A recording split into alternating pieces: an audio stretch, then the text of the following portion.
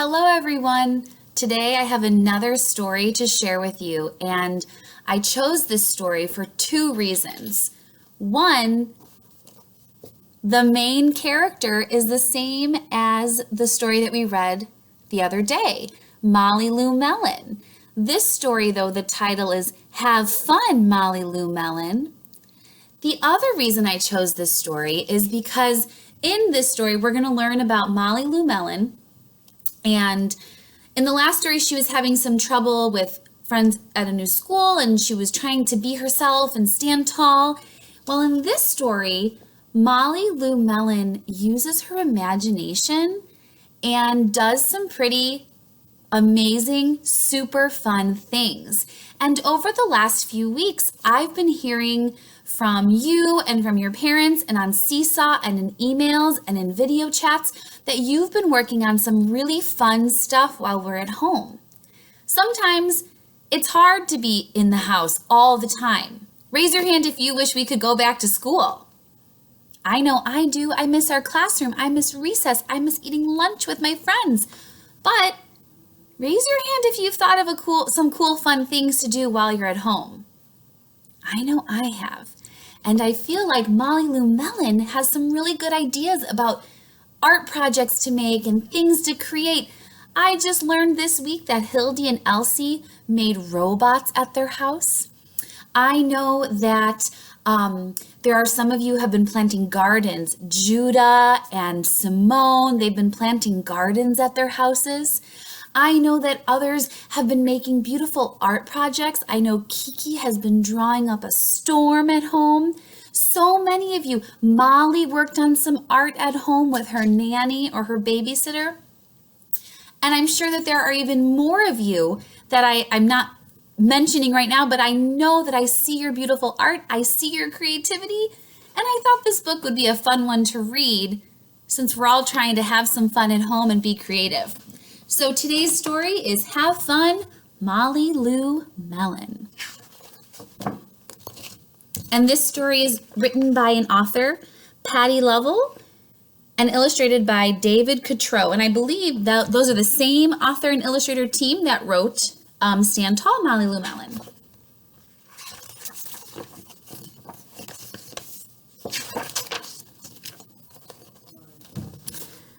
Molly Lou Melon's toy chest overflowed with whoozy whatsits of all shapes and sizes. Her grandma had told her, back in the olden days, I didn't have fancy dolls or action figures. I made them out of twigs, leaves, and flowers like hollyhocks and daisies. Look at Molly Lou's room. She has a lot of toys. I bet you have a lot of toys too. I know I did when I was younger. We had a whole room that we called the playroom that was filled with our toys. But it sounds like Molly Lou's grandma used to make her toys. That's so cool. So Molly Lou did just that. And if you look here, Molly's taking some leaves from a plant, and it looks like she's putting them together to make something, like design something. Like a suit. That's pretty cool. Molly Lou Melon's backyard had a big weeping willow tree and crumbly rock walls with thingamajigs peeking out from every crevice. Her grandma had told her, back in the olden days, I didn't have a store-bought dollhouse. I made one in my backyard. So Molly did just that. So Molly used the branches on this tree to make a playhouse.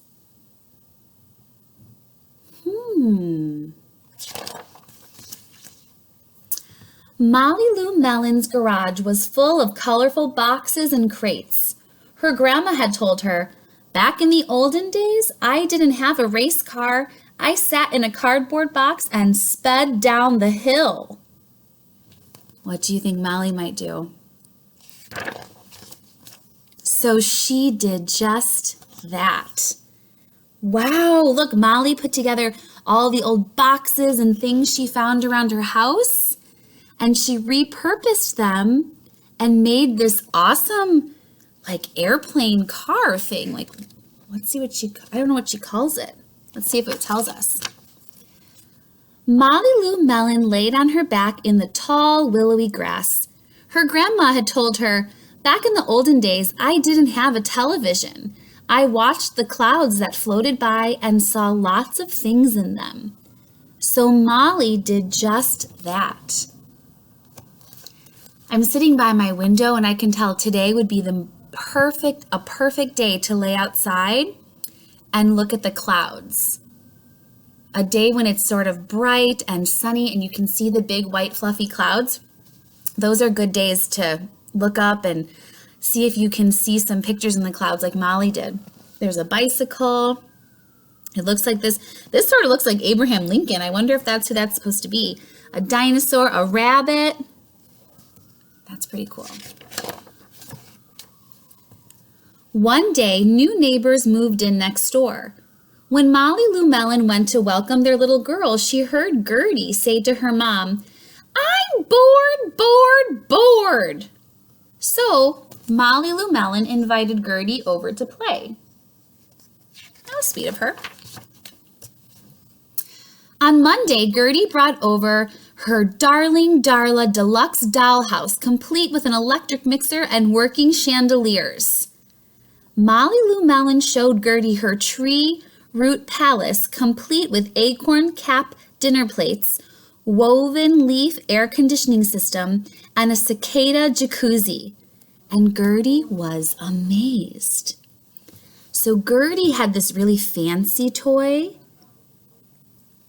And then Molly had her toy that she thought up of. She used her imagination.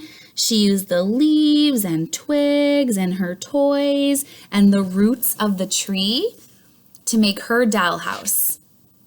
And it says that Gertie was amazed. And look at her eyes. She's going, "Oh." On Tuesday, Gertie drove over in her battery-operated, fully loaded Coupe de Ville. "Look out below!" Molly Lou Melon screamed right before hurtling down the hill in her turbo boxcar, hand-painted with orange and red flames. Gertie was amazed. So Gertie had this kind of fancy car, which is cool, but Molly had a really cool car too that she made, and she custom designed it to be the colors she wanted. She reused things. She painted on the flames. On Wednesday, Gertie was going to call Molly Lou Melon on her cell phone, but then she heard a strange sound coming from an old tin can that was dangling in her window. "This is the operator. Will you accept a call from Molly Lou Melon?" Yes, Gertie spoke into the can. "Great, come on over." Click. Gertie was amazed. Have you ever heard of that? When people you can make a phone with a tin can or a cup and put a string through it?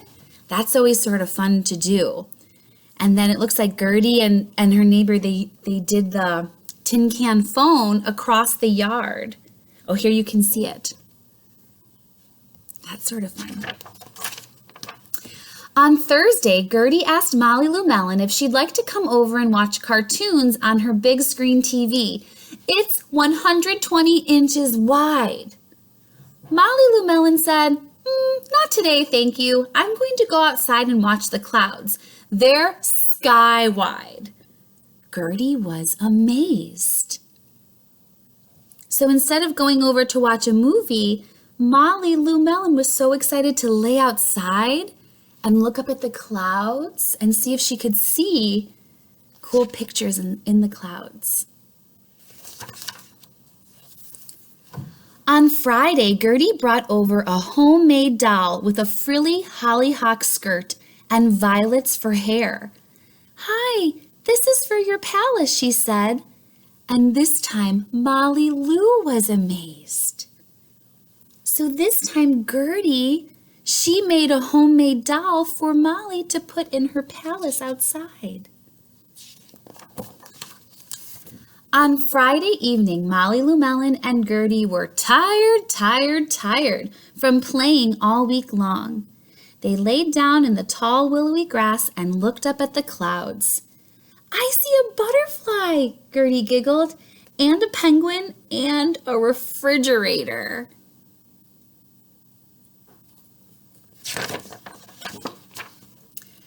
Molly Lou Melon opened her eyes wide and grinned her biggest grin. I see a grandma-shaped cloud winking at me, and Molly Lou Melon winked right back. The end.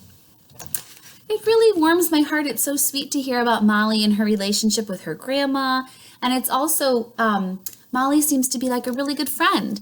The way that she interacted with the boy in the last book and the way that she interacts with her friend Gertie, I think that Molly seems like a really nice friend, someone that I would like to have as a friend.